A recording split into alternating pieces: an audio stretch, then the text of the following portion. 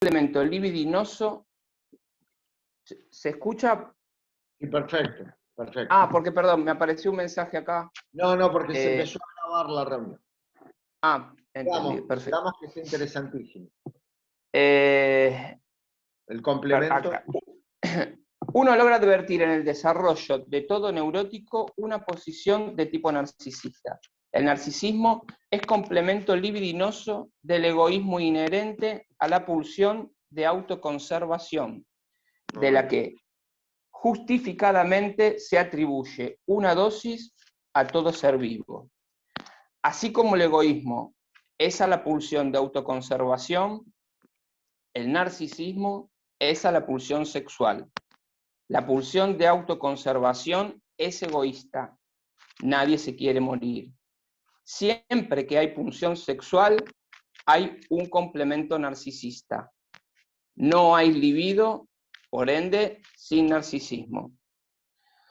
Para explicar por qué escribe, Freud pasa entonces a explicar por qué escribe el artículo. Lo hace entonces para así poder explicar la psicosis, tomando el problema de la esquizofrenia.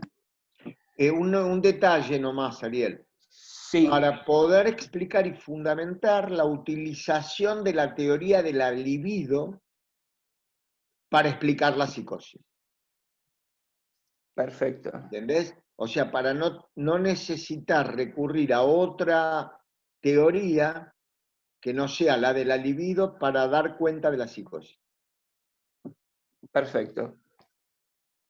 Señala entonces que existen dos destinos de la frustración de la libido. Si al ir en busca del objeto de amor nos frustramos, voy a tener dos posibilidades frente a esa situación. Mi libido, frente a un fracaso de amor, se retira del objeto. La energía, en ese caso, se va a la fantasía, dando así una neurosis. La otra opción es que se vaya al yo, generando entonces una psicosis. Excelente. Así, toda psicosis es megalómana, porque el yo está agrandado, tanto positiva como negativamente, o negativamente. ¿Cuál es el destino de la libido sustraída de los objetos en la esquizofrenia? Se pregunta Freud. El narcisismo es la libido en el yo. Dicho de otro modo, el narcisismo es el amor al yo. Muy bien. Aparece en el texto entonces una definición del narcisismo y dice así: el narcisismo nace a expensas de la libido del objeto. La libido sustraída del mundo exterior se conduce al yo y ahí aparece el narcisismo. Existen entonces dos formas de narcisismo. Un narcisismo primario, proveniente de una primera fase, previa al interés que va desplegando el yo por los objetos, y un narcisismo secundario, a partir del interés por los objetos.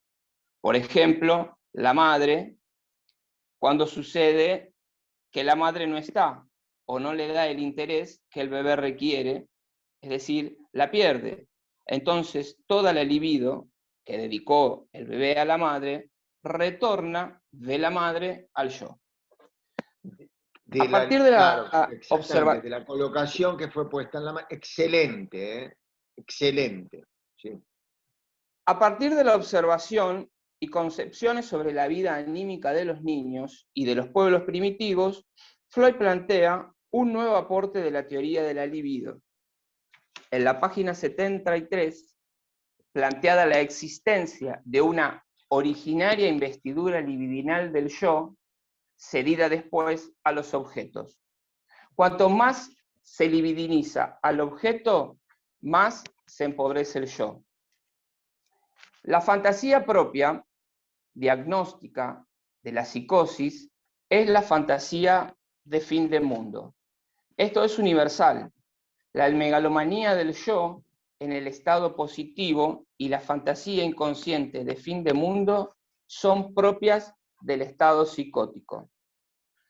Solo con la investidura del objeto se vuelve posible diferenciar la energía sexual, pulsiones sexuales, de una energía de las pulsiones yoicas, es decir, pulsiones de autoconservación. Muy bien.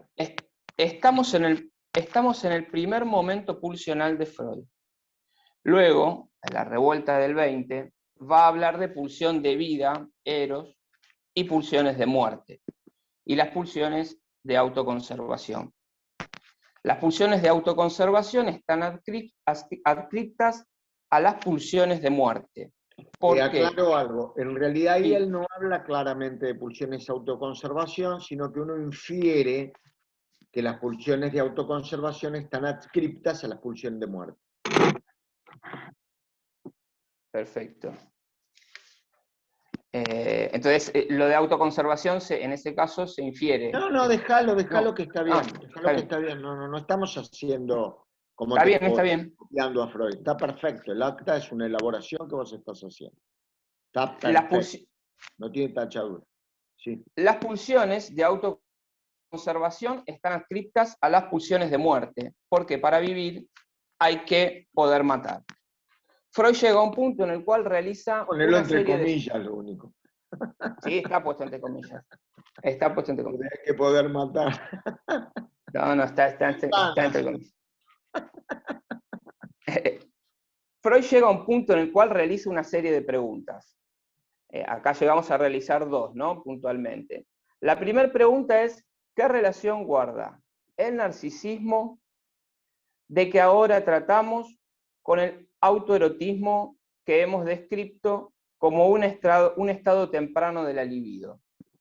Desde el inicio no hay una unidad comparable al yo. Al yo hay que desarrollarlo.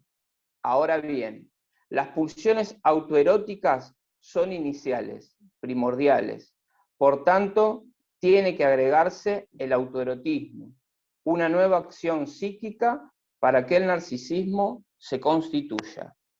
El narcisismo primario acompaña este autoerotismo, pero hay un narcisismo que se consolida, al igual que el yo, del autoerotismo, que necesita de un nuevo acto psíquico.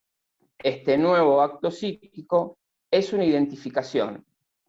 Así, ¿por qué entonces introducir el narcisismo? Entonces, como respuesta, nos dice, porque el narcisismo es un estadio intermedio entre el autoerotismo y la relación con el objeto. Muy bien. La segunda pregunta, si admitimos para el yo una investidura primaria con libido, ¿por qué seguiríamos forzados a separar una libido sexual de una energía no sexual de las pulsiones yoicas? El individuo lleva realmente una existencia doble, en cuanto es fin para sí mismo y eslabón dentro de una cadena de la cual es tributario contra su voluntad, o al menos sin que medie ésta.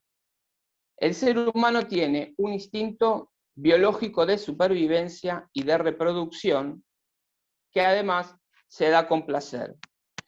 Freud está empezando a desarrollar así el concepto de apoyatura o anaclisis, es decir, que sobre la base de lo biológico va a aparecer la cuestión del deseo apoyado en lo biológico y no en lo narcisista.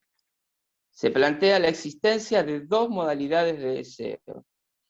Uno más típico de lo masculino y otro más típico de lo femenino. Muy bien. El primero, no hombre-mujer, ¿eh? No, sí, claro.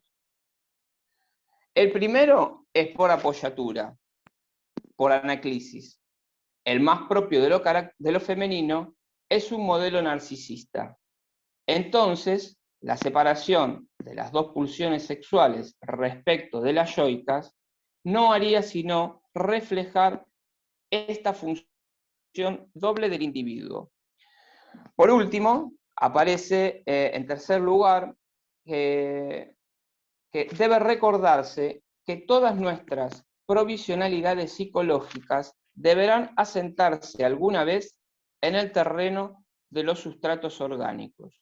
Es probable, pues, que sean materia y procesos químicos particulares los que ejerzan los efectos de la sexualidad y hagan de intermediarios en la prosecución de la vida de la especie. Nosotros tomamos en cuenta tal probabilidad sustituyendo esas materias químicas particulares por fuerzas psíquicas particulares.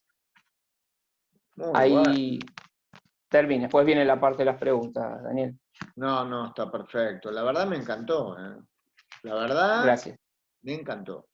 Yo siempre promuevo que inclusive personas que no sean dentro de lo que es la especialidad puedan, si tienen ganas, estudiar psicoanálisis, porque uno ve, por ejemplo, ejemplos como el que estamos viendo de Ariel, que aparte es una persona con una amplísima cultura general, pero salvo la clínica, ¿no? Porque está prohibido por ley. Clínica no puede ejercer alguien que no sea psicólogo o que no sea médico o psiquiatra en la Argentina, eso no es legal, pero salvo eso, el aspecto teórico en la enseñanza, etcétera, es maravilloso. Fíjense el nivel del acta. ¿Te gustó, Estela? A mí me encantó. A los demás creo que también, ¿no? Muy buenas las producciones de las actas. Realmente todas de un valor impresionante. Aparte, quiero destacar también la cadencia de la lectura de Ariel. La puntuación en la lectura, ¿no? Que muestra la elaboración, el haber trabajado el texto. Gracias, Ariel. No, por favor, un placer. Bárbaro. Vamos a darle la palabra, no sé si querías decir algo. ¿Querías decir algo?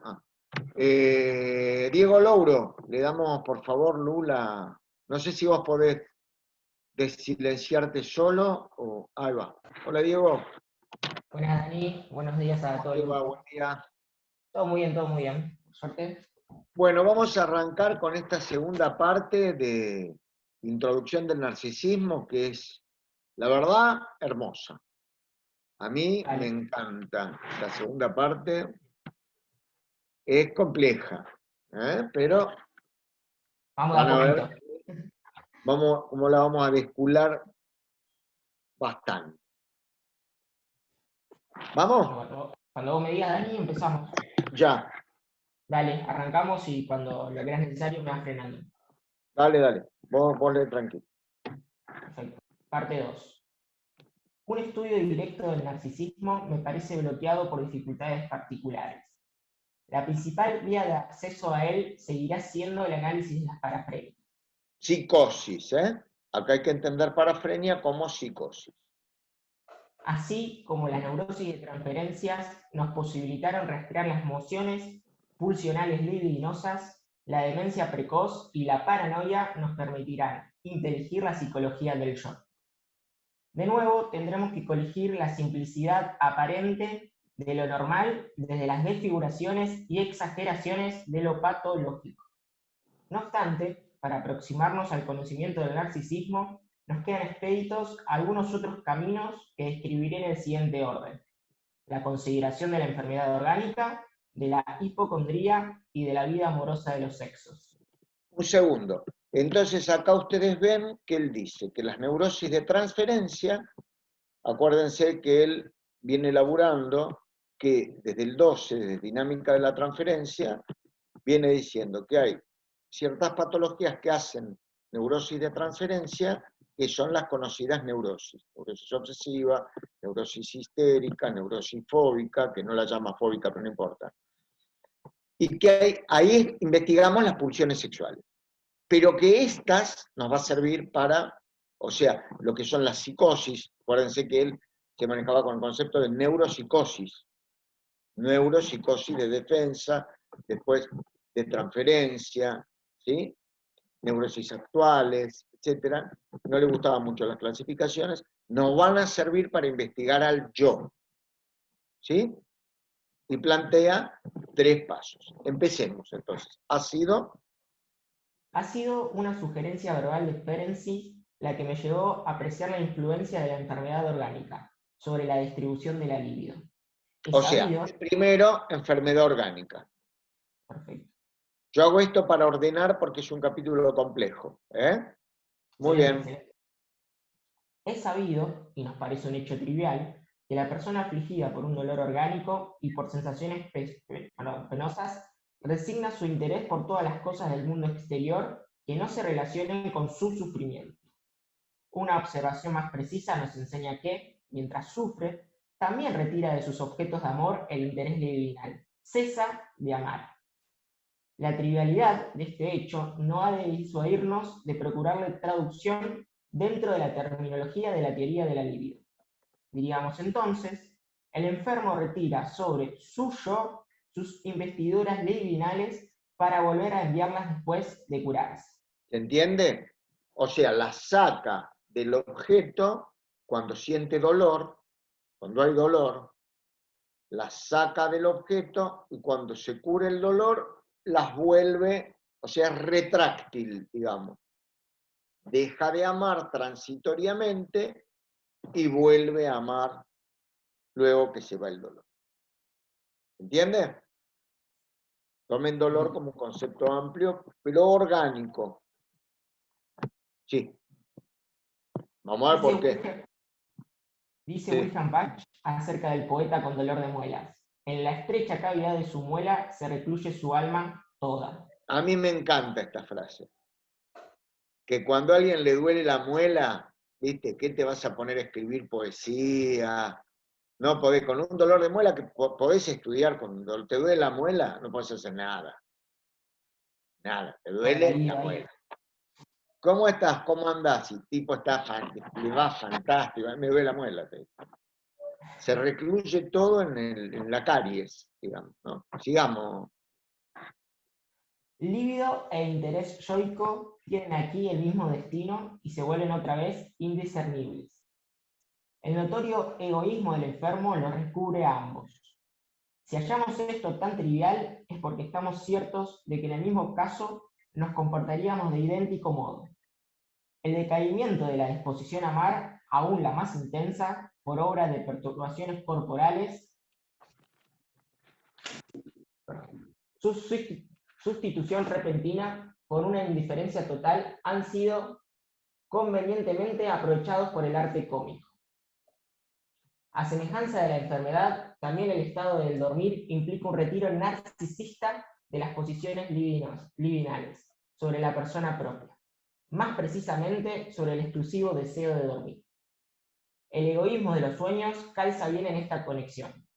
En ambos casos vemos, si no otra cosa, al menos ejemplos de alteraciones en la distribución de la libido a consecuencia de una alteración en el yo.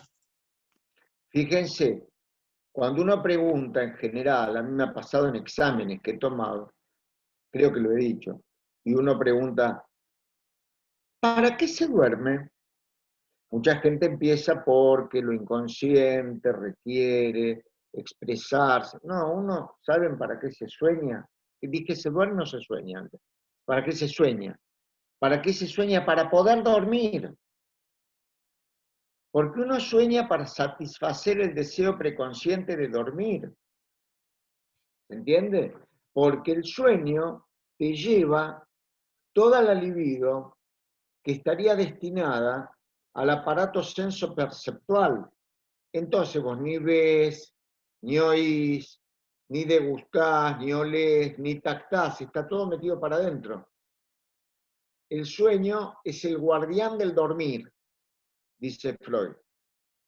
Y Rolla, mi gran maestro Rolla, que estudió mucho la regresión, decía, ampliaba la fórmula freudiana y decía que el soñar es el guardián del vivir, porque está demostrado en personas que no sueñan que la regresión lleva a un estado que puede llevar a la muerte.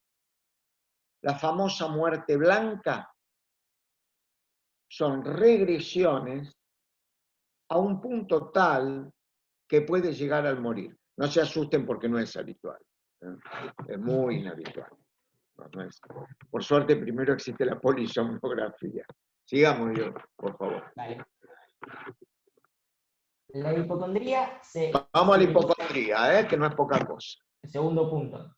La hipocondría se exterioriza, al igual que la enfermedad orgánica, en sensaciones corporales penosas y dolorosas, y coincide también con ella por su efecto sobre la distribución de la libido. El hipocondríaco retira interés y libido, esta última de manera particularmente nítida, de los objetos del mundo exterior y los concentra sobre el órgano que la tarea. Ahora bien, hay una diferencia patente entre hipocondría y enfermedad orgánica. En el segundo caso, las sensaciones penosas tienen su fundamento en alteraciones orgánicas comprobables. En el primero, no. Toma mate. Che, una preguntita. Hoy el acta la hace Justo, ¿verdad? Había dicho que se había ofrecido Justo Daverio. Justo, mandame nomás que una manito, un mensaje, así seguimos. Igual está la grabación. Ahí está, Justo. Gracias, Justo. Sí, la hago yo. No. Gracias, Justo. Buen día, aparte. Sigamos. Perfecto. Pero sería enteramente congruente en los marcos de toda nuestra concepción sobre los procesos de la neurosis que nos decidiésemos a decir: la hipocondría ha de tener razón, tampoco en ella han de faltar las alteraciones de órgano. Toma Ahora mate. bien, ¿en qué consistirían? Mirá vos, mirá qué guacho, ¿eh? Malo, ¿eh? Porque él te dice alteraciones de órgano. Unas son reales. Pero las otras también hay alteraciones de órgano. Pero veo, como dice Julio, veo, ¿qué es? A ver, ¿qué alteraciones de órgano? Sigamos. Nos llevaremos aquí por una experiencia. Tampoco en las otras neurosis faltan sensaciones corporales de carácter displacenteros comparables a las hipocondríacas. Tomá. Ya una vez, con anterioridad, expresé mi inclinación a considerar la hipocondría como una tercera neurosis actual. Esto es fundamental. Ahora dame 2 minutitos. Adelante. Si quieren, tomen nota. Las neurosis son siempre neurosis mixtas. Tienen un centro de neurosis actual. ¿Qué significa eso? Freud decía, a las neurosis se las puede comparar con un grano de arena que entra adentro de una, ¿cómo se le dice? No, me sale decir, disculpen ustedes, me sale decir concha. ¿Cómo se llama el dicho ese que se come? Ostra, ahí está. Adentro de una ostra. Entonces, del dolor de la carne de la ostra se segrega el nácar y se arma la perla. ¿Sí? ¿Tienen todos esta imagen? ¿Vieron las perlas naturales? Un granito de arena. Bueno, el granito de arena de la neurosis es una neurosis actual. ¿Qué significa una neurosis actual?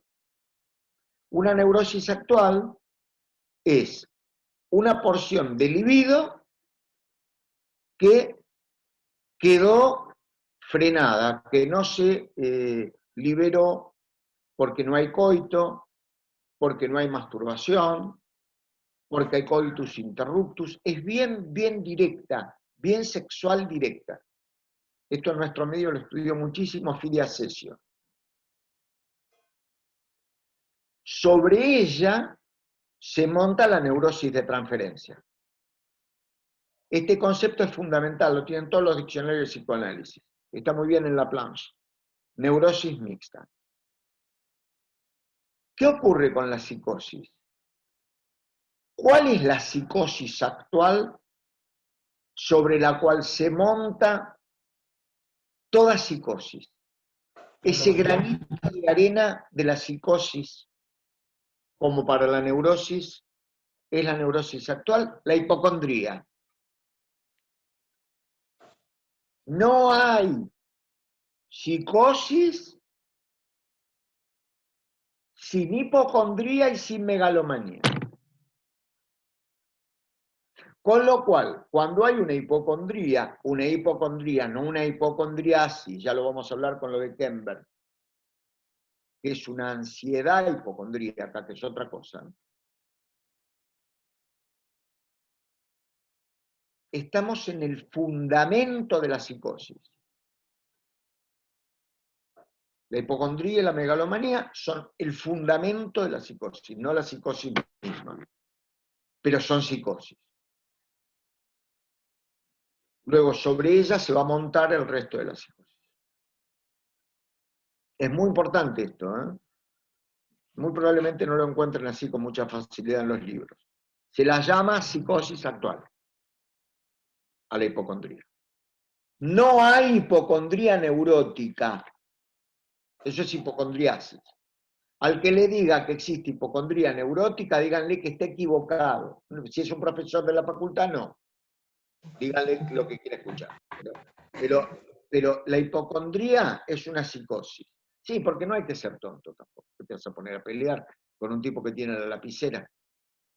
Recibite y después estudia como corresponde. Pero ten en cuenta, ¿me entendés? Yo el otro del otro es el otro de todos, me lo sé de memoria, ¿no? Yo no tengo problema en repetirlo si tengo que dar un examen. Pero esto es fundamental que lo entiendan. Sigamos, Diego. Muy bien. Por Ya favor. una vez, con anterioridad, expresé mi inclinación a considerar la hipocondría como una tercera neurosis actual junto a la neurastenia y a la neurosis de angustia. Él Probablemente, no diferenciaba neurosis de psicosis, hablaba de neuropsicosis. probablemente no sea excesivo imaginar que una partícula de hipocondría es, por lo general, constitutiva de las otras neurosis. Los vemos de la manera más clara en la neurosis de angustia y la histeria edificada sobre ella. Ahora bien, el modelo que conocemos de un órgano sensible de sensibilidad dolorosa que se altera de algún modo y a pesar de ello no está enfermo en el sentido habitual, son los genitales en su estado de excitación. En ese estado reciben el flujo sanguíneo, se hinchan, se humedecen y son sede de múltiples sensaciones. Llamemos a la actividad por la cual un lugar del cuerpo envía a la vida anímica estímulos de excitación sexual su erogeneidad. Y si además reparamos en que, por las elucidaciones de la teoría sexual, estamos familiarizados hace mucho con la concepción de que algunos otros lugares del cuerpo, las zonas erógenas, podrían subrogar a los genitales y comportarse de manera análoga a ellos. Solo hemos de aventurar aquí un paso más. Podemos decirnos a considerar la erogeneidad como una propiedad general de todos los órganos, y ello nos autorizaría a hablar de su aumento o su disminución en una determinada parte del cuerpo. A ver, luego en el Yo y el Ello, en 1923, va a terminar diciendo que toda la superficie corporal es una zona erógena. ¿Entiendes? En el Yo y el Ello, capítulo 3, va a decir toda la superficie corporal es una zona erógena, con lo cual termina el concepto de zona erógena, en realidad. Si a uno le preguntan, ¿cuándo termina? ¿Cuándo deja el concepto de zona erógena? En 1923. Porque ya no es una zona, es toda la superficie corporal. ¿Me explico? Sí, sigamos. Lo otro creo que se entiende, ¿no? Como que en realidad funcionan las zonas del cuerpo afectadas por hipocondría, por dolor, etcétera, etcétera. La hipocondría sería como una genitalización, dice acá, uno diría hoy una erogeneidad, él también lo dice, de esa zona. Hay algo del orden de la historia erótica de esa zona que se activa. Sigamos. A cada una de estas alteraciones de la erogeneidad en el interior de los órganos podría serle paralela una alteración de la investidura libidinal dentro del yo. En tales factores haríamos de buscar aquello que está en la base de la hipocondría y puede ejercer sobre la distribución de la libido idéntico efecto que la contracción de una enfermedad material de los órganos. Igual, o sea, ahí el yo, por algo, elige, es como que el yo es el botón. Y van a decir, ah, mirá, fue la mano. ¿Me entendés?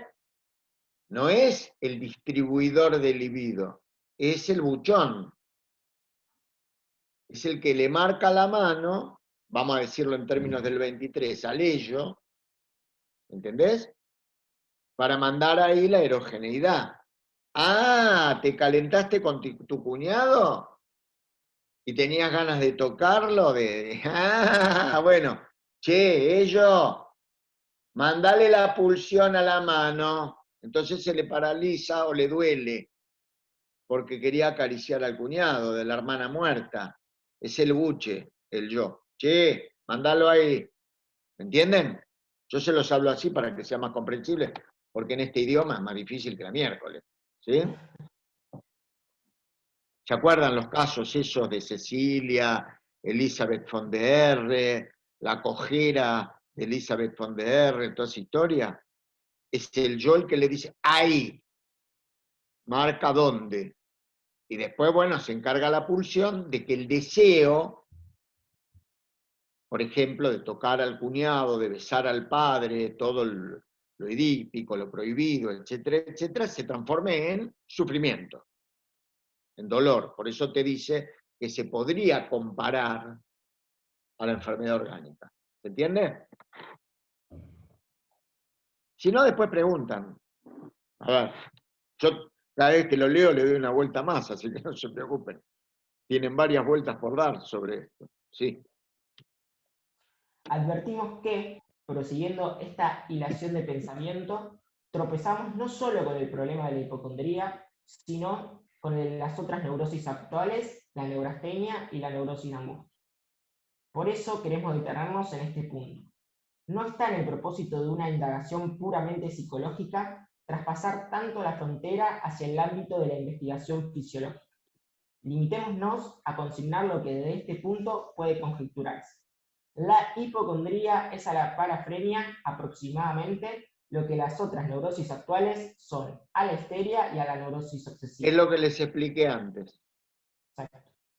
Vale les puse decir, nada más el nombre de neurosis mixta o psicosis mixta. En el núcleo de toda neurosis hay una neurosis actual o una neurastenia. Después agarran el diccionario y lean bien neurosis actual y neurastenia, porque no terminamos más, sino. Y son conceptos que son fáciles de entender, es una estasis de la libido. Freud usaba el término que cuando no se usa la libido, se transforma en angustia, mal llamada primera teoría de la angustia, pero usaba una metáfora. El vino, si se lo deja pasar, se hace vinagre.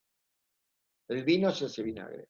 Del mismo modo, la angustia, la libido, si no se la usa, si no se hace algo con la libido, se transforma la libido en angustia. Acá dice que eso que va a constituir astenia en la neurastenia. ¿Vieron el desgano? Muchos me escucharon hablar del desgano. Ese desgano, astenia, una neurosis de no tengo ganas. Estamos viéndolo mucho ahora en la pandemia. La astenia, la falta de ganas, el desgano, no quiero, no, la astenia. O la angustia, en la neurosis de angustia, hay un artículo sobre neurastenia y neurosis de angustia al principio de la obra de Freud. Después se repite, no abandona nunca estos conceptos. Se llaman neurosis actuales, son el núcleo de las neurosis. Histeria obsesiva pone acá, y la hipocondría de la psicosis. Estaba releyendo Diego, lo que antes estaba diciéndole yo. Sí, sigamos. vamos de nuevo desde ese punto. La hipocondría es a la parafrenia aproximadamente lo que las otras neurosis actuales son a la histeria y a la neurosis obsesiva. Vale decir, depende de la libido yoica, así como las otras dependen de la libido de objeto. La angustia hipocondríaca sería del lado de la libido yoica, el correspondiente de la angustia neurótica. Además, si ya estamos familiarizados con la idea de que el mecanismo de la contracción de la enfermedad y de la formación de síntomas en la neurosis transferencia, el pasaje de la introversión a la regresión, ha de conectarse con una éxtasis de libido de objeto. Podemos aproximarnos también a la imagen de una éxtasis de libido yoica. vinculándola con los fenómenos de la hipocondría y de la parafrenia. O sea, no discurre la libido. No discurre la libido sexual, no discurre la libido del yo. No discurre la energía. Se dan cuenta que estamos en un plano económico, energético. Vamos a la página 82. Nuestro apetito de saber nos plantea naturalmente esta pregunta. ¿Por qué una éxtasis así de líbido en el interior del yo se sentiría displacentera? Yo me contentaría con responder que el displacer en general es la expresión de un aumento de tensión y que, por tanto aquí, como en otras partes, una cantidad del acontecer material es la que se transpone en la cualidad psíquica del displacer. Como quiere que fuese... ¿Entienden esto? Perdón, Diego, perdón. Yo, No, tranquilo. claro, porque ¿qué es el displacer? El displacer es la acumulación de cantidad. Y el placer es la liberación de cantidad. ¿De cantidad de qué? De cantidad de energía libido. ¿Entienden? Cuando se retiene libido, aumenta el displacer. ¿Se entiende? A esto va el tipo, está diciendo eso. Pero dice que no le alcanza. ¿Se entiende? ¿Viste que leíste vos al principio, Diego? Sí, Que sí, no sí. alcanza, no me conforma. Dice. Sería fácil con esto. Sigamos.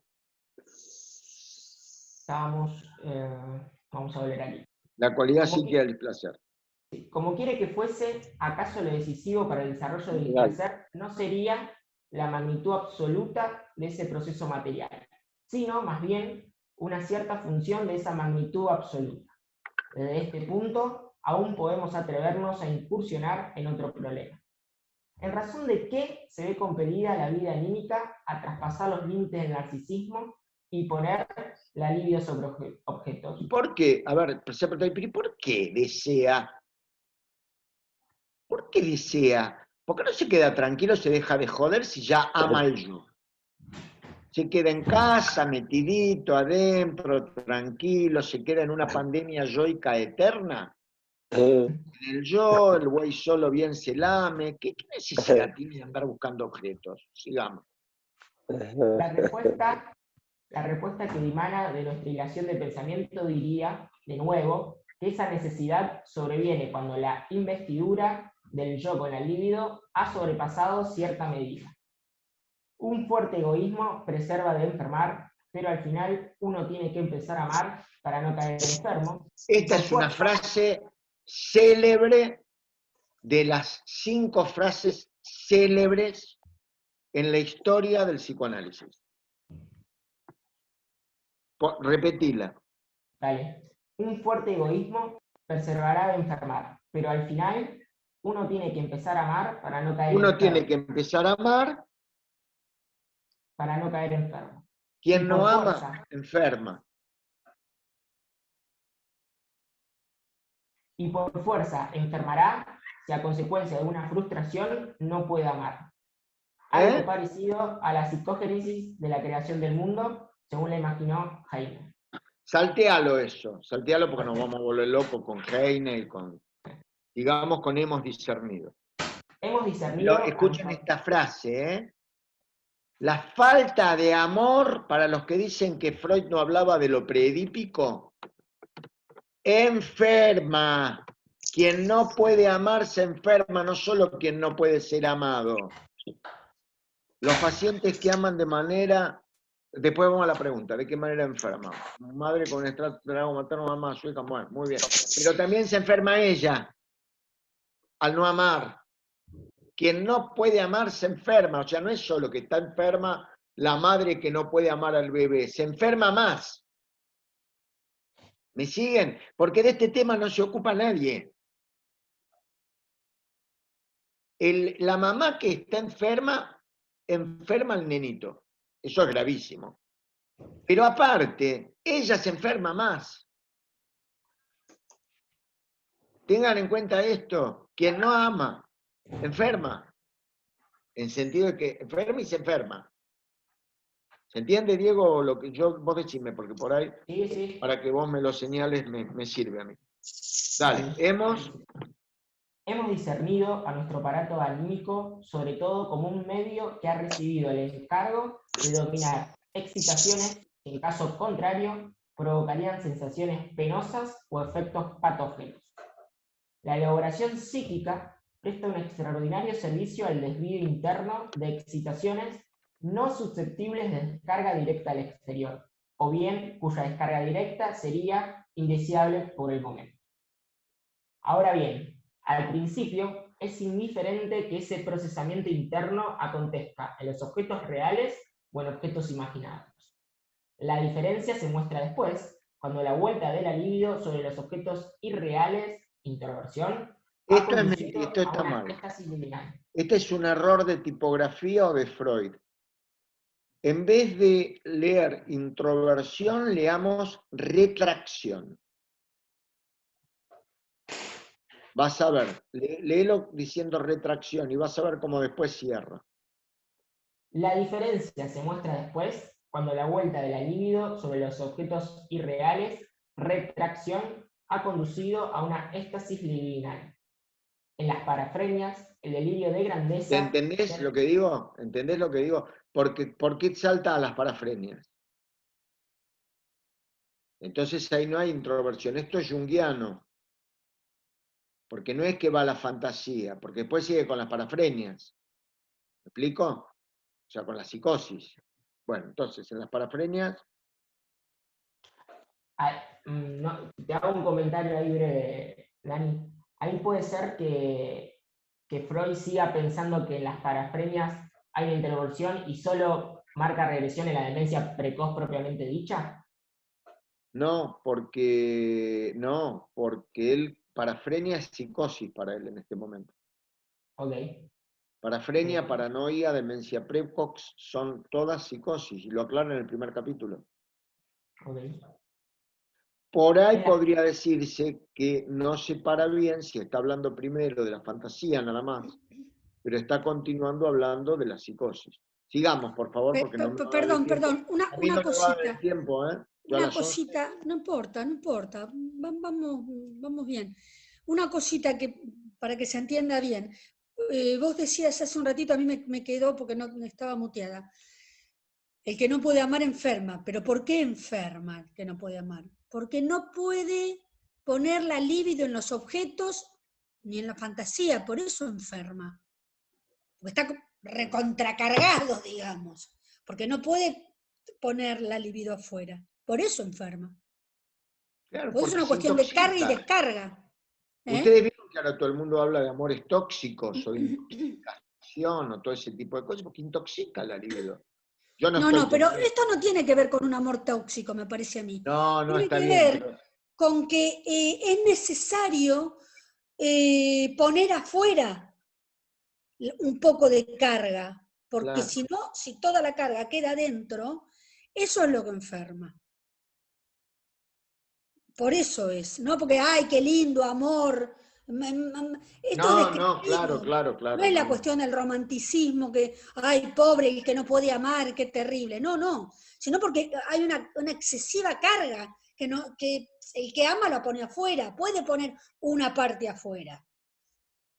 Bien. Una parte afuera y una parte se la queda, ¿no? Bueno, y adentro. era esto nada más. Lo parte y parte. Sigamos. En las parafrenias, el delirio de grandeza permite esta clase de procesamiento de la libido de vuelta al yo. Quizás solo después de frustrado ese delirio de grandeza, la éxtasis libidinal en el interior del yo se vuelve patógena y provoca el proceso de curación que se nos aparece como enfermedad. ¿Cuál es el proceso de curación? El delirio. ¿Cuál es la curación de la psicosis en forma autónoma? El delirio. ¿Por qué? Porque se tapona la pérdida de la realidad y en la vuelta de la pérdida de la realidad, el parche que se genera es el delirio. Entonces, cuando dice acá proceso de curación es el delirar. El tipo delira, que nos aparece como enfermedad. ¿Entendés? O sea, arma un parche porque perdió la realidad por frustración, por lo que vos quieras, y ahí arma un parche delirante, que es un proceso curativo psíquico. A uno lo ve desde afuera como enfermedad. ¿Sí? Perfecto. Sigamos. Intento aquí penetrar unos pocos pasos más en el mecanismo de la parafrenia y resumo las concepciones que ya hoy me parecen dignas de consideración. Sitúo la diferencia entre estas afecciones y las neurosis de transferencia en las siguientes circunstancias. En aquellas, la libido liberada por frustración no queda adscrita a los objetos en la fantasía, sino que se retira sobre el yo. El delirio de grandeza procura entonces el dominio psíquico de este volumen de libido. Vale decir, es la operación psíquica equivalente a la introversión sobre la formación de las fantasías en la neurosis de transferencia. De su frustración nace la hipocondría de la parafrenia, homóloga a la angustia de las neurosis de transferencia. Sabemos que esta angustia puede relevarse mediante una ulterior elaboración psíquica, a saber, mediante conversión, formación reactiva, formación protectora, fobia. En lugar de esto, en las parafrenias, tenemos el intento de restitución al que debemos las manifestaciones patológicas más llamativas, puesto que la parafrenia a menudo, si no la mayoría de las veces, trae consigo un deshacimiento meramente parcial de la libido respecto de los objetos. Dentro de su cuadro puede distinguirse tres grupos de manifestaciones. 1. Las de la normalidad conservada o la neurosis, manifestaciones residuales. 2. Las del proceso patológico, el deshacimiento de la libido respecto de los objetos, y de ahí el delirio de grandeza, la hipocondría, la perturbación afectiva, todas las regresiones. Y 3. La de la restitución, que deposita de nuevo la libido en los objetos al modo de una histeria, demencia precoz, parafrenia propiamente dicha, o al modo de una neurosis obsesiva, paranoia. Fíjense, Freud del 14 ya está comparando la neurosis obsesiva con la paranoia. ¿A quién les hace acordar? A Don Schreber. ¿Se dan cuenta? Pero recorten esta parte de la página 83, miren lo que es este artículo. La descripción que hace de la psicosis, las 3 etapas, sin ver psicóticos. Los psicóticos se los derivaba, le hablaban de psicóticos por carta. Ferenczi, Fenikel. Es impresionante. Sigamos. Esta nueva investidura libidinal se produce desde un nivel diverso y bajo otras condiciones que la investidura primaria. La diferencia entre la neurosis de transferencia generadas por ella y las formaciones correspondientes del yo normal debería poder proporcionarnos la intelección más honda de la estructura de nuestro aparato anímico. O sea que si queremos seguir estudiando, tenemos que ver la diferencia con la neurosis de transferencia y las formaciones del yo. O sea, el estudio del yo es lo que todavía no existe en psicoanálisis. Es tarea de ustedes, para ustedes, tarea para el hogar de acá a 30 años. Tienen que estudiar el yo. Hay que estudiar el yo. No está estudiado el yo. A ver, ¿a quiénes se los puedo estar asignando? Al principio. Luciana, Diego Louro, se me ocurren así 3, 4 nombres, voy a decir Carolina, Jessica, Débora, y muchos otros que no estoy ahí, Claudia, que no estoy nombrando. Estudien el yo, pero no a la americana, amor a la americana. Estudien el yo, estudiando a Freud. Desgárrenlo a Freud, canibalícenlo. Y después rearmen. A ver, ¿cómo miércoles es el desarrollo del yo? No está estudiado. Todo verso lo que está estudiado. Estudien a Freud. Más a Freud. Sigamos. Una tercera vía de acceso al estudio del narcisismo es la vida amorosa del ser humano dentro de su variada diferenciación. Esto es lo más importante que hay, el problema del amor. Que vimos que si no se ama se enferma. Así como al comienzo la libido yoica, quedó oculta para nuestra observación tras la libido del objeto, reparamos primero en el que el niño y el adolescente elige sus objetos sexuales tomándolos de sus vivencias de satisfacción. Las primeras satisfacciones sexuales autoeróticas son vivenciadas a remolque de funciones vitales que sirven a la autoconservación.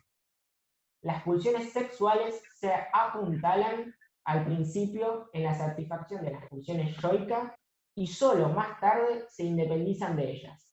O sea, Ahora bien, primero me gusta, primero, por decir así, deseo lo que me satisface, deseo eróticamente lo que me satisface desde el punto de vista yoico, es decir, por ejemplo, lo que me satisface el hambre, lo que me satisface el dormir, lo que me satisface la autoconservación, después lo deseo. La teta de la vivencia de satisfacción la necesito, después la deseo. ¿Se entiende? Después la deseo.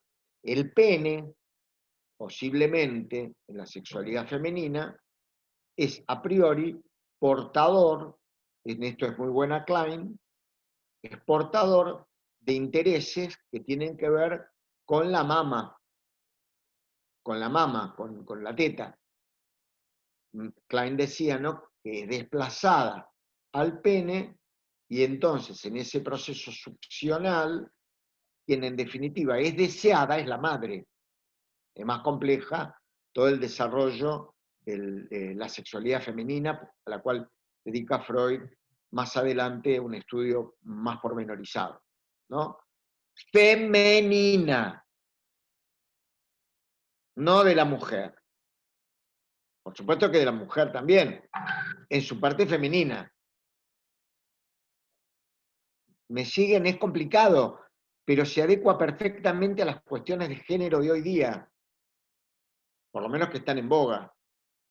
Femenina. Sigamos.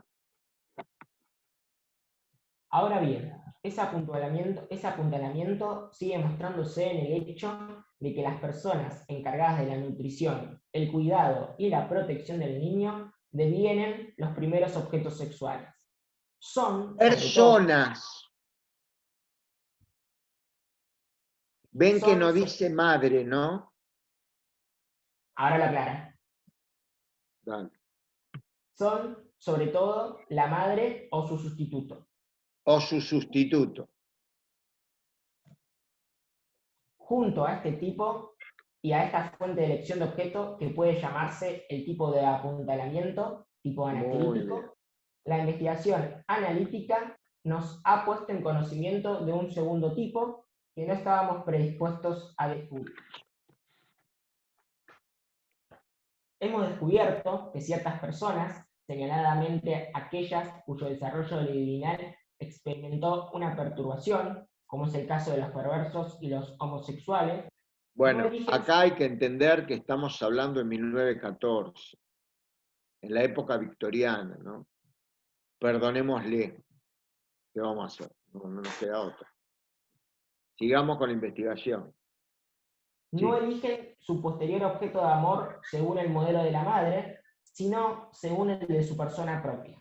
Manifiestamente, se buscan a sí mismo como objeto de amor. Eso es lo que Exhiben vale. el tipo de elección de objeto que ha de llamarse narcisista.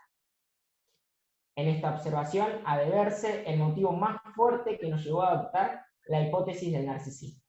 Pero perdón, también hay que entender que homosexual significa esto, lo mismo. No homosexual como categoría de género en realidad, sino como la búsqueda de lo mismo. O sea, no un objeto otro, sino un mismo objeto en ese sentido narcisista. ¿Se entiende? Un mismo objeto. O sea, equiparable al yo. ¿Sí? Sí, sigamos. Ahora bien, no hemos inferido que los seres humanos se descomponen tajantemente en dos grupos según que su elección de objeto responda a uno de los dos tipos, el narcisista o el del apuntalamiento. Más bien, promovemos esta hipótesis. Todo ser humano tiene abiertos frentes a sí ambos caminos para la elección de objeto, pudiendo preferir uno o el otro. Decimos que tienen dos objetos sexuales originarios, él mismo y la mujer que lo crió. Y presuponemos entonces en todo ser humano el narcisismo primario que, eventualmente, puede expresarse de manera dominante en su elección de objeto. La comparación entre hombre y mujer muestra, después, que en su relación con el tipo de elección de objeto presentan diferencias fundamentales, aunque no, desde luego, regulares. El pleno amor No de objeto... siempre, dice Exacto. no siempre, ¿no? Sí, el pleno. El pleno amor de objeto, según el tipo del apuntalamiento, es en verdad característico del hombre. Exhibe esa llamativa sobreestimación sexual que sin duda proviene del narcisismo originario del niño y así corresponde a la transferencia de ese narcisismo sobre el objeto sexual. Tal sobreestimación sexual da lugar a la génesis del enamoramiento, ese peculiar estado que recuerda a la compulsión neurótica y se reconduce, por lo dicho, a un empobrecimiento libidinal del yo en beneficio del objeto. Diversa es la forma que presenta el desarrollo en el tipo más frecuente y con más probabilidad, más puro y más genuino de la mujer. Con el desarrollo puberal, por la conformación de los órganos sexuales femeninos, hasta entonces latente, parece sobrevenirle un acrecimiento del narcisismo originario. Ese aumento es desfavorable a la constitución de un objeto de amor en toda la regla, dotado de sobreestimación sexual. En particular, cuando el desarrollo la hace hermosa, se establece en ella una complacencia consigo misma que la rezarse de la atrofia que la sociedad le impone en materia de elección de objeto. ¿Entiendes? Porque estábamos en una época en donde la represión recaía sobre como que la mujer estaba destinada a elegir un determinado tipo de hombre, no lo que quería, ¿sí? Tales mujeres solo se aman en rigor a sí mismas con intensidad pareja a la del hombre que las ama. Su necesidad no se sacia amando, sino siendo amadas, y se prenden del hombre que les colma esa necesidad. La importancia de este tipo de mujer para la vida amorosa de los seres humanos ha de tasarse mucho. Tales mujeres, que poseen el máximo atractivo, estímulo, para los hombres, y no solo por razones estéticas, pues suelen ser las más hermosas también, a consecuencia de interesantes constelaciones psicológicas. En efecto, con particular nitidez, se evidencia que el narcisismo de una persona despliega gran atracción sobre aquellas otras que han desistido de la dimensión plena de su narcisismo propio y andan en requerimiento del amor de objeto. El atractivo del niño reside en buena parte en su narcisismo, en su complacencia consigo mismo y en su inaccesibilidad, lo mismo que el de ciertos animales que nos parecen hacer caso de nosotros, como los gatos y algunos grandes carniceros. Y aún el criminal célebre y el humorista subyugan nuestro interés. En la figuración literaria, por la congruencia narcisista con que se saben alejar de sí todo cuanto puedan empequeñecer su yo.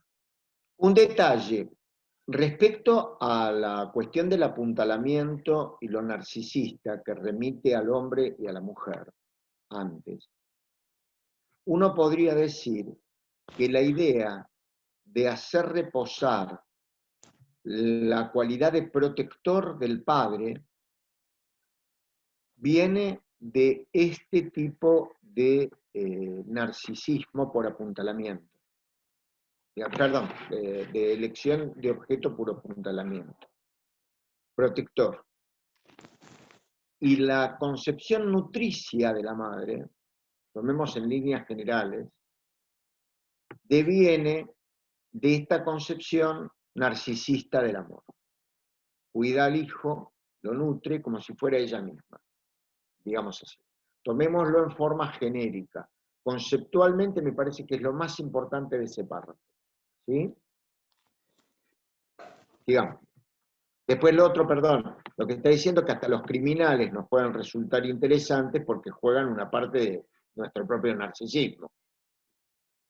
¿Por qué nos interesa tanto ver que son asesinos seriales? O un tipo que, sabemos que es una porquería, pero pero nos llama la atención que sea su cinismo. Y vemos y atrae, y eso se usa en publicidad también, porque toca nuestro narcisismo, aún para repudiar. ¿Sí? Tiene un atractivo narcisista. Sigamos. Es como si le envidiásemos, es como si les envidiásemos por conservar un estado psíquico beatífico, una posición libidinal inexpugnable que nosotros designamos hace ya tiempo. Pero al gran atractivo de la mujer narcisista no le falta su reverso. Buena parte de la insatisfacción del hombre enamorado, la duda sobre el amor de la mujer, el lamentarse por los enigmas de su naturaleza, tienen su raíz en esta incongruencia entre los dos tipos de la elección de objeto. No es ocioso quizá que lo asegure, nada más lejos de mí en esta pintura de la vida amorosa femenina que la tendencia a menospreciar a la mujer, prescindiendo de que sea ajeno a cualquier tendenciosidad. Sé que estas conformaciones en direcciones diversas responden a la diferenciación de funciones dentro de una trabazón biológica en extremo compleja. Además, estoy dispuesto a conceder que un número indeterminado de mujeres aman según el modelo masculino y también despliegan la correspondiente sobreestimación sexual.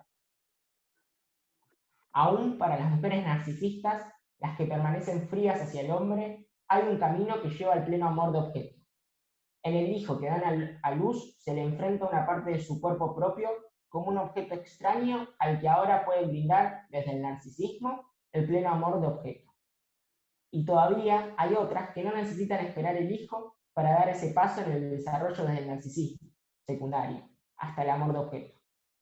Antes de la pubertad se han sentido varones y durante un tramo se desarrollaron como tales. Y después que esa aspiración quedó interrumpida por la maduración de la feminidad, les resta la capacidad de ansiar un ideal masculino que es en verdad la continuación del ser varonil que una vez fueron. Un sucinto panorama de los caminos para la elección de objeto nos sugeriría estas observaciones indicativas. Se ama, según el tipo narcisista, a lo que uno mismo es, a sí mismo, a lo que uno mismo fue, a lo que uno querría ser y a la persona que fue una parte del sí mismo propio. Eso se llama hoy self.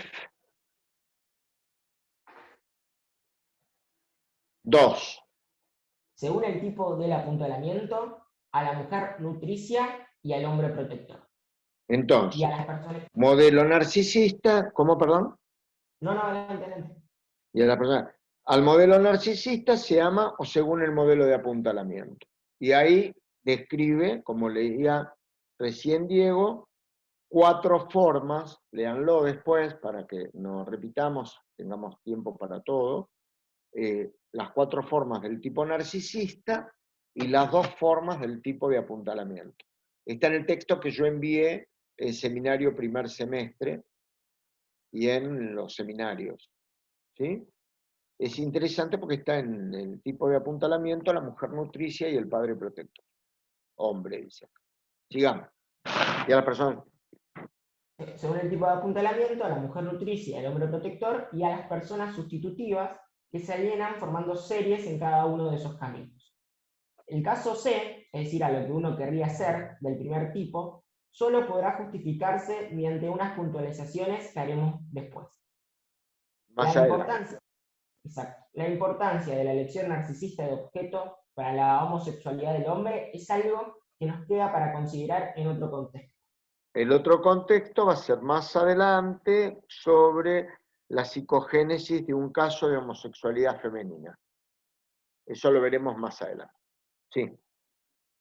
El narcisismo primario, que suponemos en el niño, y que contiene una de las premisas de nuestras teorías sobre la libido, es más difícil de decir por observación directa que de comprobar mediante una inferencia retrospectiva hecha desde otro punto. Perdón, una acotación pequeña. ¿Viste que dice suponemos en el niño? Sí. No lo afirma. ¿Por qué? Porque no tenía una teoría del psiquismo fetal, pero la suponía. ¿Ves? Sí, sigamos. Si consideramos la actitud de padres tiernos hacia sus hijos, habremos de discernirla como renacimiento y reproducción del narcisismo propio, a mucho abandonado. La sobreestimación marca inequívoca que apreciamos como estigma narcisista, ya en el caso de la elección de objeto, gobierna, como todos saben, este vínculo afectivo. Así, prevalece una compulsión a atribuir al niño toda clase de perfecciones, para lo cual un observador desapasionado no descubrirá motivo alguno, y a encubrir y olvidar todos sus defectos, lo cual mantiene estrecha relación con la desmentida de la sexualidad infantil. Pero también prevalece la proclividad a suspender frente al niño todas esas conquistas culturales cuya aceptación hubo de arrancarse al propio narcisismo y a renovar a propósito de él la exigencia de prerrogativas a que se renunció hace mucho tiempo. El niño debe tener mejor suerte que sus padres, no debe estar sometido a esas necesidades objetivas cuyo imperio en la vida hubo de reconocerse. Prepárense, prepárense que ahí viene, después les voy a mandar el cuadro de Drummond. Ahora vean esto. Enfermedad, muerte, renuncia al goce, restricción de la voluntad propia no han de tener vigencia para el niño. Las leyes de la naturaleza y de la sociedad han de cesar ante él, y realmente debe ser de nuevo el centro y el núcleo de la creación. De pie ahora, vamos. Magic the Baby, como una vez creíamos. Debe cumplir los sueños, los irrealizados deseos de sus padres. El varón será un gran hombre y un héroe. El varón será un gran hombre y un héroe en lugar del padre. Y la niña se casará con un príncipe como tardía recompensa para la madre. El punto más espinoso del sistema narcisista, esa inmortalidad del yo que la fuerza de la realidad asedia duramente, ha ganado su seguridad refugiándose en el niño. El conmovedor amor parental, tan infantil en el fondo, no es otra cosa que el narcisismo redivivo de los padres, que en su transmutación al amor de objeto revela inequívoca su tristísima naturaleza. Muy bueno. Cuando leamos Bion, gracias Diego, lo leíste fantástico. Cuando leamos Bion, este último párrafito debe cumplir los sueños y realizados deseos de los padres. Fíjense que ahí está todo lo transgeneracional, ahí está todo el tema del destino, para pensar psicoanalíticamente, el destino, y también está Bion y el concepto de reverie, materno. Reténganlo por ahora, después lo vamos a hablar, pero parte de la doctrina de Bion, una parte importantísima, que es el reverie materno, la ensoñación materna, el estado de proceso primario de la madre con el cual decodifica el deseo del niño, está su fundamento en este último pedacito de la obra. Bueno, los dejo en las mejores manos que conozco, que son las de Estela, y me despido hasta dentro de 2 semanas, en donde vamos a intentar empezar a hablar de Borderline. Ahí ya, sin la compañía sé si vamos a terminar hoy. Bueno, chao. Chao, Daniel. Chao a todos, hasta luego. Yo continúo entonces. Hace un ratito Diego leyó, como para seguir, enganchar este tercer capítulo del artículo, la elección de objeto, en la primera dice conforme al tipo narcisista, lo que uno es, lo que uno fue y lo que uno quisiera ser. Ahora, en este tercer capítulo, empezaría con esa cuestión, digamos, lo que uno quisiera ser, que es el ideal del yo, digamos. Quien tiene que leer es, creo que tiene que leer Débora, pero Débora, antes de que vos comiences a leer, yo voy a, como hacen los periodistas, voy a decir más o menos, a grandes rasgos, después vamos a leer bien y a explicar bien, pero ¿de qué se trata esta parte del artículo? ¿De qué habla Freud? ¿De qué va a hablar en esta parte del artículo? En este tercer punto, Freud lo que dice, que en un primer momento siguiendo con lo que ya venía hablando, yo ideal e ideal del yo, en un primer momento, en la muy primera infancia, están unidos. Y entonces él va a ir mostrando la diferencia, cómo se va a ir dando del yo ideal, que es la megalomanía del niño, al ideal del yo, que va a transformarse en ideal del yo, producto de la represión. Entonces ahí dice que hay algo que es importante, que si eso no se produce, producto de la represión, que la represión viene del yo, que la represión es interna, que si eso no se produce, ahí va a dar una psicosis, digamos. Si no hay este pasaje, algo va a pasar, dice él, ¿no?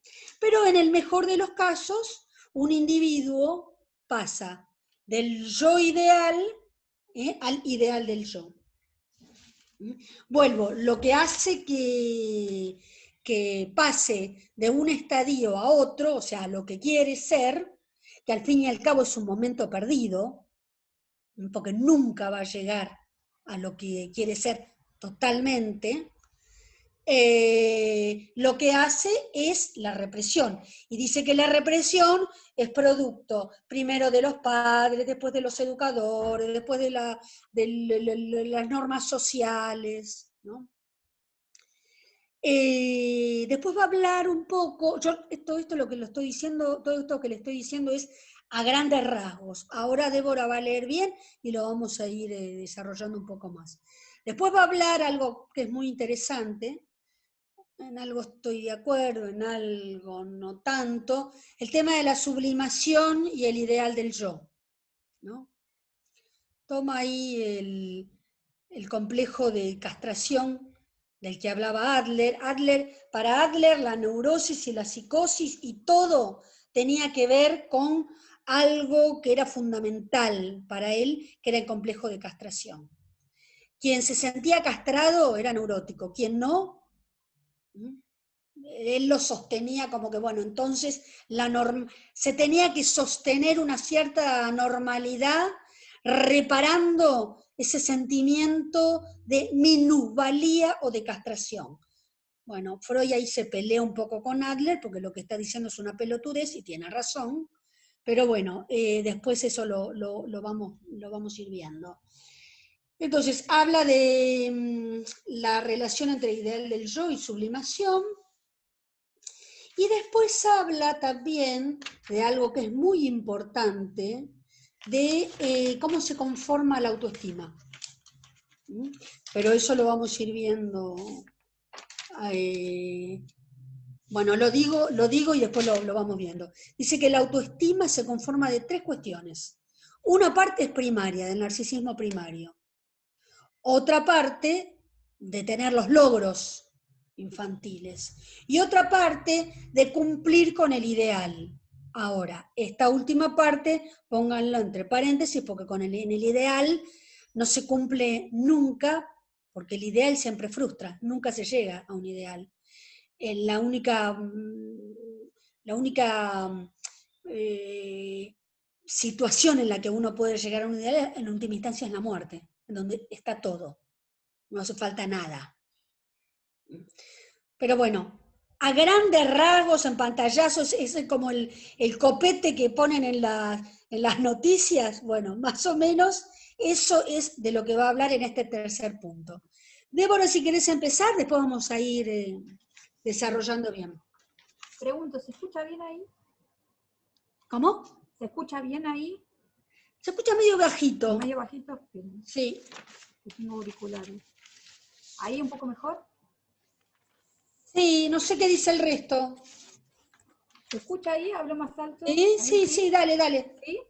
Sí, bueno, sí. Empieza así. Las perturbaciones a que está expuesto el narcisismo originario del niño, las reacciones con que se defiende de ellas y las vías por las cuales es esforzado al hacerlo, y hay unos temas que yo querría dejar en suspenso como un importante material todavía a la espera de ser trabajado. Su pieza fundamental puede ponerse de resalto como complejo de castración. Entre paréntesis dice, angustia por el pene en el varón, envidia del pene en la niña. Y Bueno, abordarse... perdón, Débora, no quiero ser como Daniel de estar permanentemente... No hay problema. Pero es un poquitito como para dejar cerrar esto. ¿Qué dice con esto? ¿Qué quiere decir? Él está explicando ese pasaje, porque estaba hablando de Majestic the Baby, o sea, de todo el niño, la pintura de His Majestic the Baby es una nenita que en un pueblo, digamos, que está la nana detrás de ella, el carruaje para porque está la nena pasando, o sea, ella es el centro de todo. Ya después lo van a ver, la pintura es una linda pintura. Entonces dice, bueno, pero ¿qué pasa acá? ¿Cómo sigue cómo sigue el aparato formándose en relación a los ideales y demás? ¿Cómo sale del narcisismo un individuo? Y dice que el narcisismo del niño está expuesto a perturbaciones. Y acá él lo que quiere explicar es cómo se defiende de eso y qué camino va a tomar para salir de ese narcisismo. Eso es lo que va a tratar de explicar él psicoanalíticamente. Entonces, para explicar esto psicoanalíticamente, toma el complejo de castración. ¿Qué quiere decir el complejo de castración? El miedo a la pérdida del pene del niño y la envidia del pene en la niña. Listo. Seguí. Sí, y abordarse en su trabazón con el influjo del temprano amedrantamiento sexual. La indagación psicoanalítica que nos habilitó para perseguir los destinos de las pulsiones libidinosas cuando, aisladas de las pulsiones yoicas, se encuentran en oposición a estas, nos permite en este ámbito unas inferencias retrospectivas a una época y a una situación psíquica en que ambas clases de pulsiones emergían como intereses narcisistas, actuando todavía de consumo en unión inseparable. ¿Se entiende esto? Antes, la pulsión del yo y la pulsión de objeto estaban unidas, antes del antes, digamos, en el narcisismo primario. Entonces, lo que él dice, que el psicoanálisis va a aislar, va a separar las pulsiones del yo y por otro lado las pulsiones de objeto, que en un momento determinado estaban unidas. Listo. Bien. Alfred Adler, 1910, extrajo de esta trama su protesta masculina. Lo que le explicaba antes. Léelo eso, pero es lo que le explicaba antes. Ahí medio que se pelea con Adler, bueno, era típico de Freud, eso, pelearse con todo el mundo. Pero léelo, lo que le decía antes del... Extrajo de esta trama su protesta masculina, que él ha elevado a la condición de fuerza impulsora casi exclusiva de la formación del carácter y de la neurosis, al paso que no la funda en una aspiración narcisista, y por tanto todavía de naturaleza libidinosa, sino en una valoración social. En la investigación psicoanalítica se ha admitido desde el comienzo mismo la existencia e importancia de la protesta masculina, pero en contra de Adler se sostuvo que era de naturaleza narcisista y que tenía su origen en el complejo de castración. Atañe a la formación del carácter, en cuya génesis interviene junto a muchos otros factores, pero es por completo inapropiada para esclarecer los problemas de la neurosis, a los que Adler no quiere atender sino en cuanto al modo en que sirven al interés del yo. Juzgó totalmente imposible colocar la génesis de la neurosis sobre la base estrecha del complejo de castración, por grande que sea la fuerza con que añora en ciertos hombres entre las resistencias a la curación de la neurosis.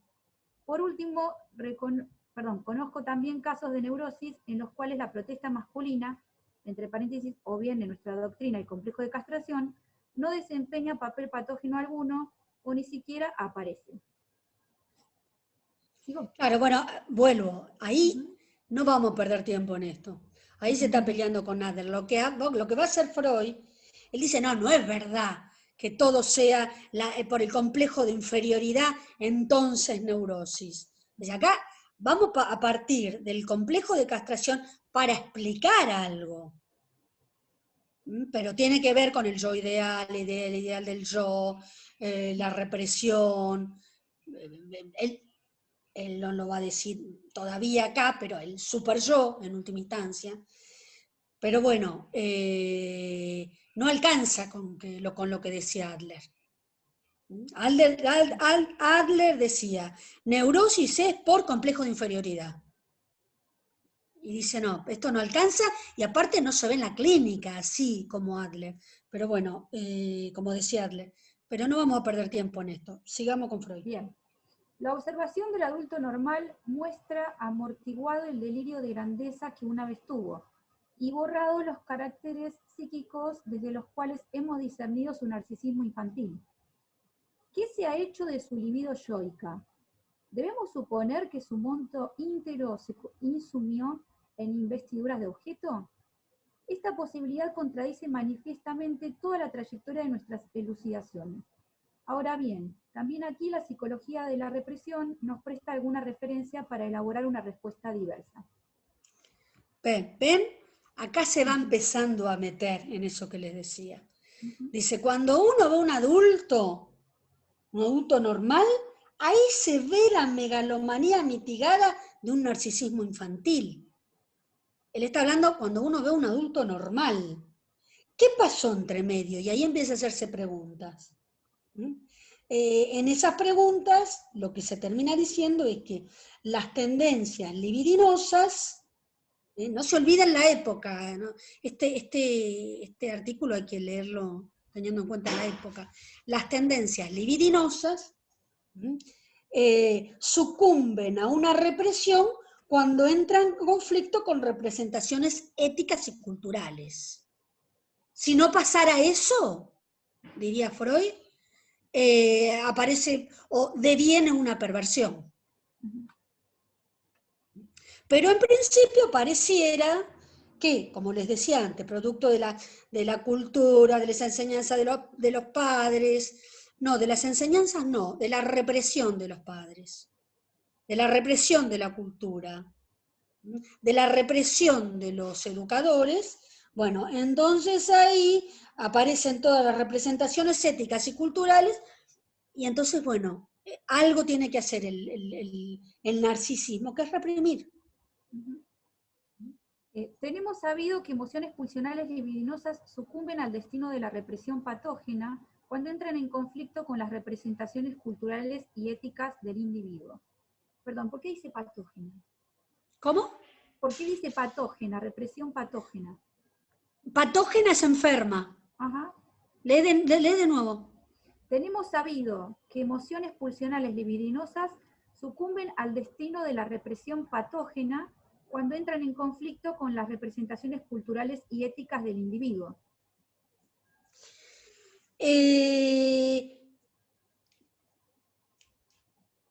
A ver, espera que lo leo yo de acá porque no tengo el libro. Represión patógena, yo supongo, porque al fin y al cabo esto es producto de una represión. Por eso es patógeno. Ahora, si no fuese así, o sea, no te olvides lo que decía Freud respecto de la cultura. Freud decía el malestar en la cultura. O sea, la represión es patógena, pero es una salida al fin y al cabo. Bien. ¿Qué pasa si no aparece esa represión patógena? Claro. Bueno, hay algo que es peor todavía. ¿Por qué dice patógena? Porque va a dar una neurosis esto. Claro. O sea, lo normal no es normal nunca, no hay nada normal absolutamente. Esto normal también es patógeno. Y si no se diera esto, sería más patógeno. Bueno, acá dice Agustina, sí, tiene que ver con esto, porque es lo que va a dar la neurosis, por eso es patógena, pero en el mejor de los casos va a dar una neurosis. Como decía, una vez, es una anécdota esto, hace mucho le habían preguntado a Mauricio Abadi, le habían dicho, en función de todo lo que dice Freud, lo que escribió Freud, le habían preguntado si la homosexualidad era una enfermedad. Y Mauricio Abadi dijo, sí, ¿cómo que no? Tanto como la heterosexualidad. Entonces tiene que ver con esto. Todo lo que viene de enseñanza de los padres, de cultura, de super yo, genera una neurosis, que al fin y al cabo es patógena, pero es mucho más complicado que no se generara, ¿no? Claro. Bueno, sigamos. Sí. Nunca entendimos esta condición en el sentido de que la persona tuviera un conocimiento meramente intelectual de la existencia de esas representaciones. Supusimos siempre que las acepta como normativas, se somete a las exigencias que de ellas las derivan. La represión, hemos dicho, por parte del yo. Podríamos precisar del respeto del yo por sí mismo. Las mismas impresiones y vivencias, los mismos impulsos y emociones de deseo que un hombre tolera, o al menos procesa conscientemente, son desaprobados por otro con indignación total o ahogados ya antes que devengan conscientes. Bueno, perdón, ¿qué está diciendo acá? Que la represión parte del yo. El yo es la sede de la represión. La represión siempre parte del yo. Dice que parte del yo y de la autoestima del yo. ¿Por qué? Porque hay sujetos que tienen en cuenta, digamos así, ideales éticos y morales, y que entonces, algunos no, dice, pero estos que tienen ideales éticos, algo van a tener que hacer con todo ese primitivismo, ese narcisismo que tienen, y entonces, ¿qué es? Y reprimirlo en función de lo ético y lo cultural. Hay personas que no, dice, pero puedo hablar, ¿qué deviene de esas personas que no? Ahora bien, es fácil expresar la diferencia entre esos dos hombres, que contiene la condición de la represión, en términos que la teoría de la libido puede dominar. Podemos decir que uno ha erigido en el interior de sí un ideal por el cual mide su yo actual, mientras que en el otro falta esa formación de ideal. ¿Se entiende ahí? Hay unos que entonces, en función de la ética y de la moral, van a tener que hacer algo, que es buscar un ideal. Otros que no, otros que eso les va a faltar, dice. La formación de... Ahí se está metiendo con el ideal del yo. ¿Se entiende? Está saliendo, ahí está mostrando cómo el individuo sale del yo ideal o va saliendo del yo ideal por represión para ir aspirando a un ideal del yo. Que serán, digamos así, los objetivos estéticos, culturales, éticos, y que, bueno, en última instancia nunca va a llegar a lograr totalmente, ¿no? Pero bueno, entonces esos serían los neuróticos. Después están de los otros, digamos, que no tienen eso. Listo. La formación de ideal sería, de parte del yo, la condición de la represión. Otro párrafo. Y sobre este yo ideal recae ahora el amor de sí mismo, de que en la infancia gozó el yo real. El narcisismo aparece desplazado a este nuevo yo ideal que, como el infantil, se encuentra en posesión de todas las perfecciones valiosas. Aquí, como siempre ocurre en el ámbito de la libido, el hombre se ha mostrado incapaz de renunciar a la satisfacción de que gozó una vez. No quiere privarse de la perfección narcisista de su infancia, y si no pudo mantenerla por estorbárselo las admoniciones que recibió en la época de su desarrollo y por el despertar de su juicio propio, procura recobrarla en la nueva forma del ideal del yo. Lo que... Punto. Se entiende esto, ¿no? Porque en función de lo que veníamos hablando, lo que dice que el narcisismo, el yo ideal infantil, está en un primer momento y eso después se desplaza al ideal del yo. ¿Por qué? Porque no quiere, el individuo no quiere, ¿cómo es? Renunciar a la perfección que tenía en la niñez. Entonces por eso va buscando el ideal del yo, para recobrar lo que se perdió y lo que va a estar perdido por siempre. En última instancia, hasta la muerte. La muerte se recupera. se recupera la totalidad. Mientras hay vida, diría Lacan, hay deseo. ¿Y el deseo qué quiere decir? Que algo falta. ¿Y que falte qué quiere decir? Que no se puede llegar a un ideal, nunca, por suerte. Y ese es el motor de la vida.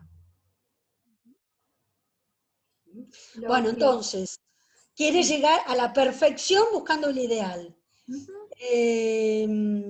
Que no lo va a poder lograr, ¿por qué? Por las enseñanzas recibidas, por la cultura, bueno, todo eso le impide, en última instancia, siempre llegar a ese ideal completo, digamos. Por suerte. Suerte. ¿No? Bueno, listo. Sí.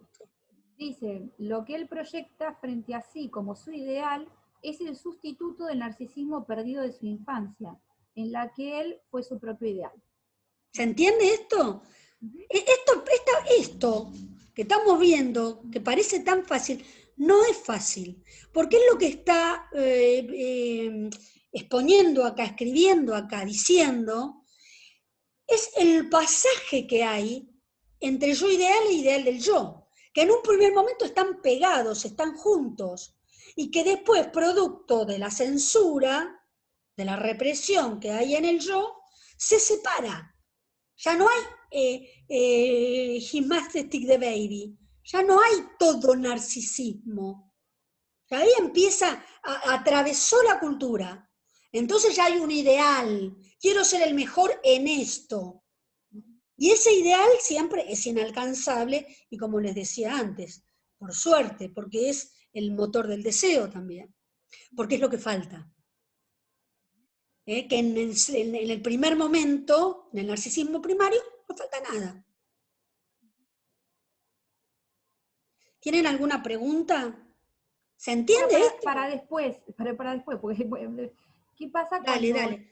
Pues ya atiendo niños, ¿qué pasa cuando no hay yo ideal o cuando el niño no ocupó un lugar en el deseo de los padres? ¿Cómo Es una preguntaza la tuya. Bueno, ahí diría Daniel, ahí viene Green con el tema del complejo de la madre muerta. ¿Qué pasa? Y pasan muchas cosas. Pasa que el individuo no está suficientemente libidinizado. Esto que dice Freud está todo bien en términos de un pasaje y una historicidad normal. Claro. Ahora, ¿qué pasa cuando ese niño o niña no es Majestic the Baby? No es el centro del universo, sino que no está lo suficientemente libidinizado. ¿Qué pasa? Y pueden pasar muchas cosas. Puede pasar una psicosis también, o puede pasar esto que ahora se está viendo tanto, una patología borderline, en donde aparezca el complejo de la madre muerta. Entonces ese individuo puede tener los mayores éxitos, pero nunca disfrutarlos. Bueno, sigamos. Sí, conviene indagar las relaciones que esta formación de ideal mantiene con la sublimación. La sublimación es un proceso que atañe a la libido de objeto y consiste en que la pulsión se lanza a otra meta, distante de la satisfacción sexual. El acento recae entonces en la desviación respecto de lo sexual. La idealización es un proceso que envuelve al objeto, sin variar de naturaleza, este es engrandecido y realzado psíquicamente. La idealización... Ahí. Bueno, empieza entonces, como les decía acá, a hacer una diferencia entre sublimación e ideal del yo. Y dice que en la sublimación, y esto lo dice en todos lados, sí, la pulsión sexual cambia la meta. La cambia por una primer meta que era sexual, la cambia a una cultural. Entonces, teóricamente, para mí, le saca lo sexual. Yo no sé, a ver, no sé si están así. Yo acá voy a disentir con Freud. Yo entiendo que aquellas personas que subliman que pueden sublimar, qué sé yo, los artistas plásticos, los escritores y demás, hay un componente que está muy sexualizado y que le sirve para la sublimación. Una persona que escribe es, necesito escribir, ya. No es una cuestión que cambia la sexualidad por una meta cultural solamente. Después escribe una semejante obra, por ejemplo, o hace una semejante obra. Pero eso es sexual, el no poder parar. Un escultor puede estar toda la noche y con una cosa como que sale de adentro, sí, querés más, querés escribir más, querés con la escultura, te duele todo, pero querés seguir porque querés terminarla. Ahí hay un componente sexual que se junta con la sublimación y que el efecto o el producto, digamos así, sí es cultural. Pero el tiempo entre medio, y es un tiempo sexual, está muy sexualizado. Todos los grandes artistas, para hacer algo, tienen que estar muy sexualizados en eso. Bueno, por ejemplo, Miguel Ángel.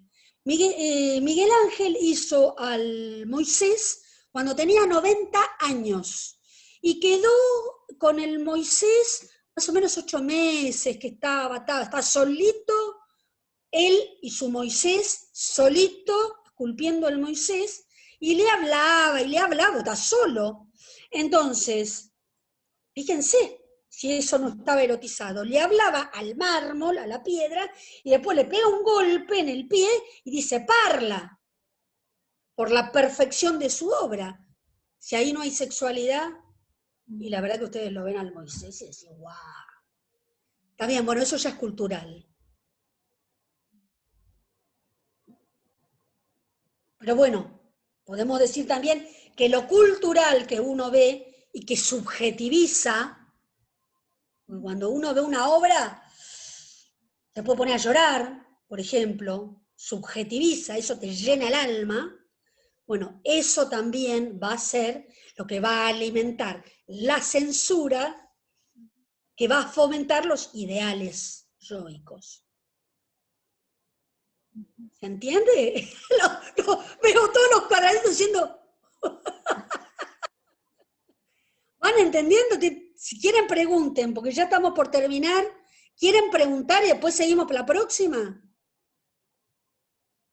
¿Querés preguntar, Diego? Ya hicieron preguntas, ¿eh? Así que no sé si ¿Quieren que leamos un poquitito las preguntas? Porque si no, yo no soy como Daniel, chicos. Como tengo el ideal del yo bien armado, la ley es la ley. Y a las 12 terminamos. ¿Por qué? Porque lo dice la ley. A ver, voy a ver los chats. Total de esto, no sé, Daniel por ahí quiere seguir con otro tema. Pero digo, se puede continuar con esto. ¿Quién nos apura? Esto es una obra de arte, leer a Freud es como una obra de arte. Así que hay que ir viéndolo despacito, siguiéndolo. ¿Quién nos apura? ¿Qué nos va a pasar si tardamos un día más, un día menos? Si queda algo afuera y después se retoma. Si cuántas veces van a retomar otra vez este artículo y lo vamos a seguir dando vuelta y vuelta, porque es una obra de arte. Bueno, a ver. Hola Estela, no, bueno, si querés te podés desmutear, esta es Lourdes.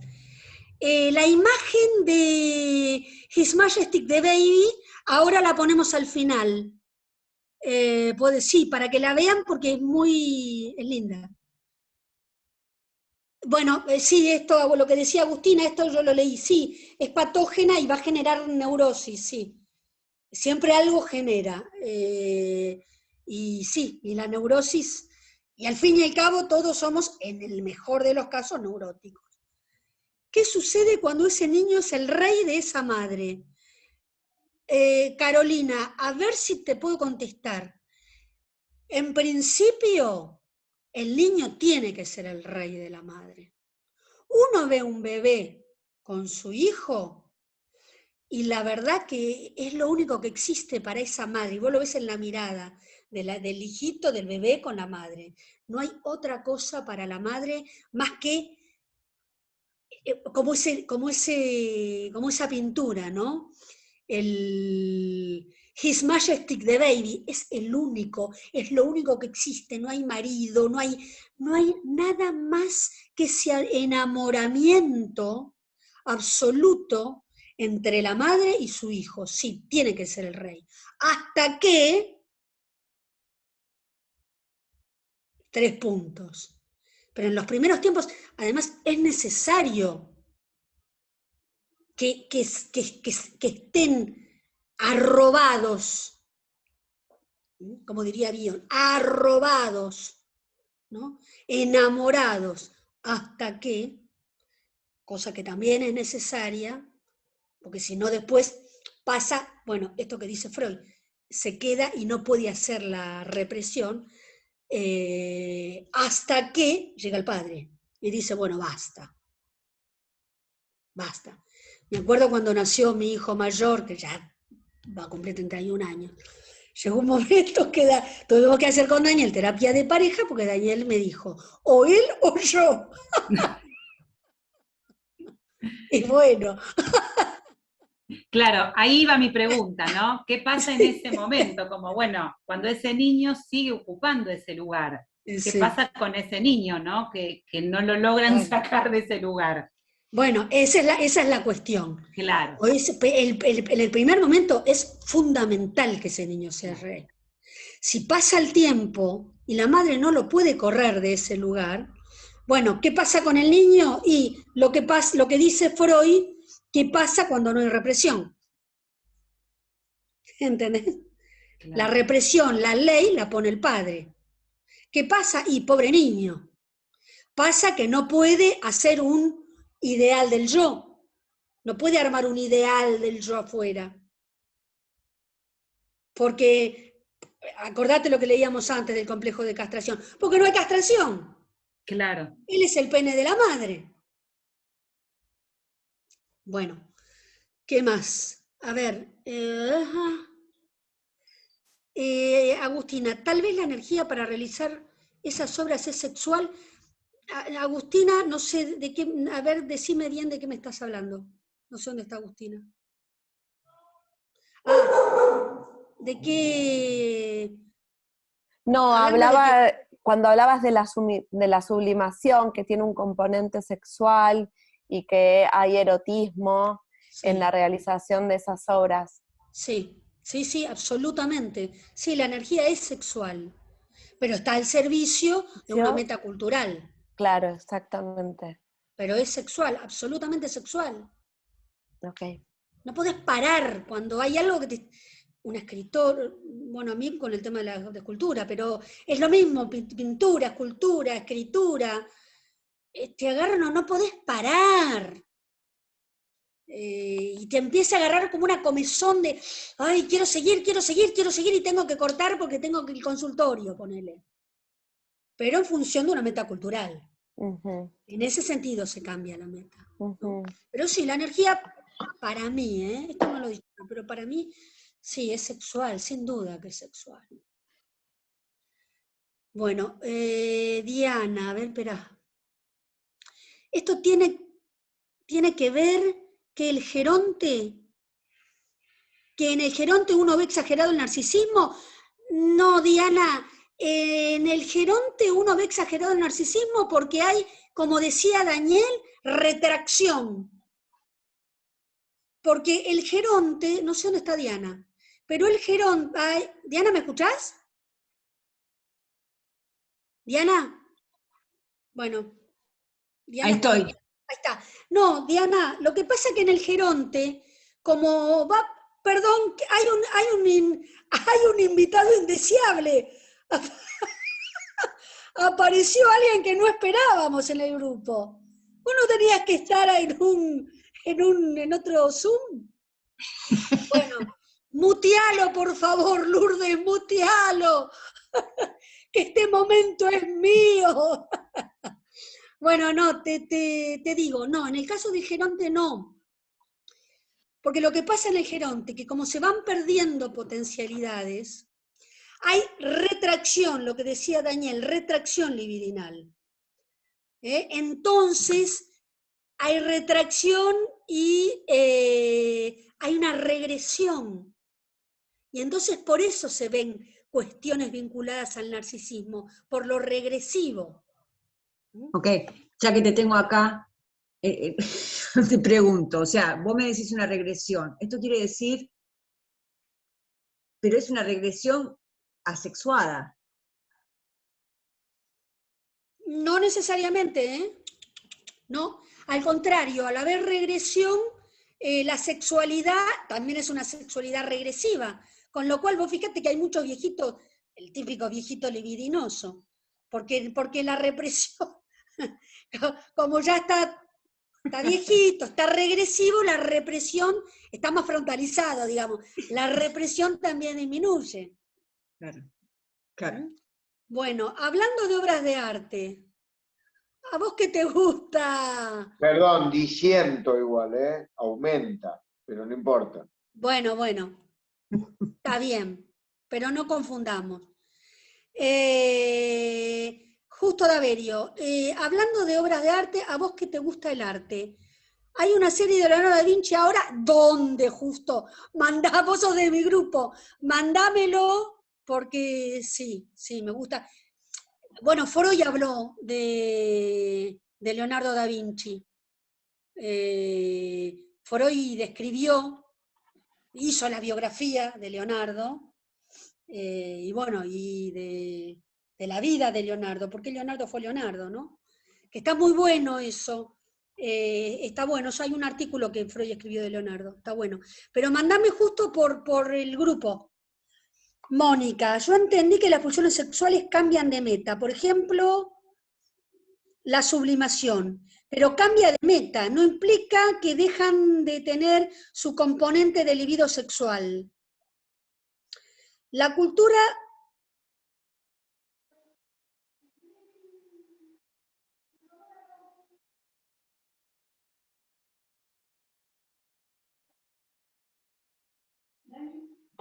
No tengo, Perdón, me quedé sin batería. Yo me quedé sin señal.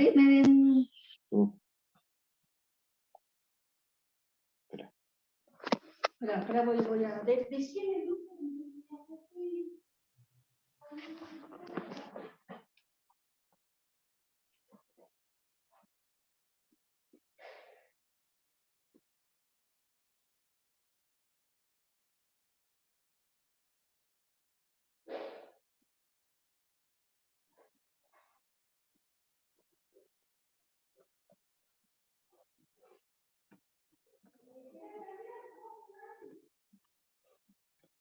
Es que yo también se me cortó algo acá.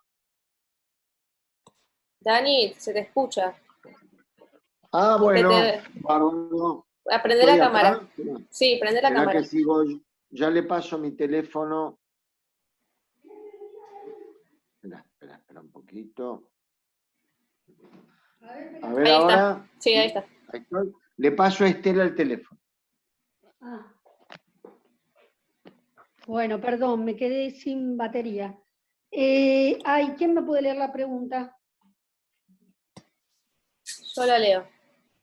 A ver, dale, yo entendí que las pulsiones sexuales cambian de meta, por ejemplo la sublimación, pero cambiar de meta no implica que dejan de tener su componente de libido sexual. ¿La cultura redirecciona esas pulsiones sexuales? Sí, pero está bien lo que dice. ¿Quién es que dice? Mónica se cambia Gamarra. la meta. En la cultura también se cambia la meta, obviamente, pero el contenido... Ay, perdón, chicos, no sé qué me está pasando acá con el... Ahí está. Pero necesitan de libido sexual. Y en la cultura sí, se cambia la meta también, sí. ¿Otra pregunta, Lu? Nora Soto dice, pero para que llegue el padre, la madre le tiene que abrir la puerta. Absolutamente, absolutamente. Sin una madre, bueno, por eso fuimos a terapia de pareja con Daniel, porque yo no le abría la puerta. No, absolutamente. Sin la madre, lo que pasa es que el niño es el rey, hasta que la madre empieza a necesitar, a desear otras cosas. Entonces, cuando empieza a desear otras cosas, la madre empieza a darle paso a la ley del padre. Pero es la madre la que introduce al padre, sin duda. Y el padre tiene que tener la suficiente fortaleza como para, si la madre no puede, y bueno, mover un poco esa madre para que le pueda dar, no lo engolfe al niño, sino que le pueda dar un lugar como para que el padre se meta y aparezca la ley del padre. ¿Alguna otra? Ya no hay más preguntas. Bueno, terminamos 12 y 2. Fantástico. Igual este capítulo sigue, pero no falta tanto más. Va a hablar después de la paranoia, porque él todo lo dice en función de la neurosis y la psicosis, no se olviden. Así que después va a hablar de la paranoia y de la autoestima. Eso sí es importante. Eso sí que es importante. En el capítulo Freud lo que va a decir que, dice él, por ahí esto va para Mónica Gamarra, ¿no? Que en la sublimación se intenta llegar al ideal sin recurrir a la represión. Y al fin y al cabo, en la sublimación hay represión. Porque trabaja con libido sexual y después cambia la meta por una meta cultural, pero hay una represión de esa pulsión. La cambia, porque por eso la tiene que cambiar de meta. Entonces, yo no estoy tan de acuerdo en esto de sin recurrir a la represión.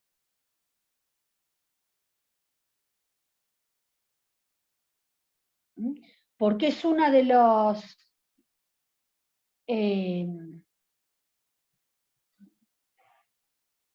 metas de la pulsión.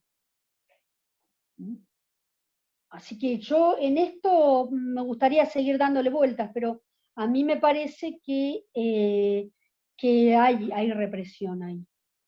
Y si bien toma la energía, digamos así, de lo sexual, y después lo cambia.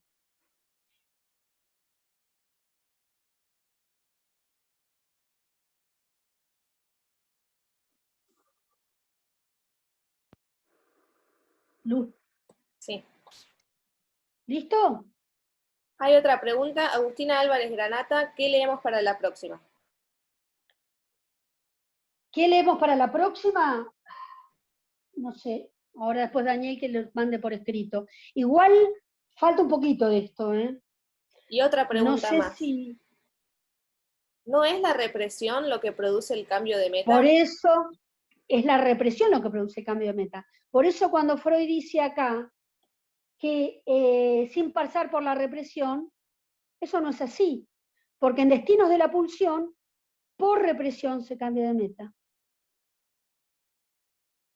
Entonces ahí hay algo contradictorio, porque acá lo que dice es sin recurrir a la represión, y en destinos de la pulsión, por represión cambia de meta. ¿Se entiende? Así que ahí hay algo que queda como disonante, ¿no? Bueno, queda un poquito todavía, pero seguiremos la próxima. ¿Y qué hay que querer para la próxima? Y ahora Daniel lo sube.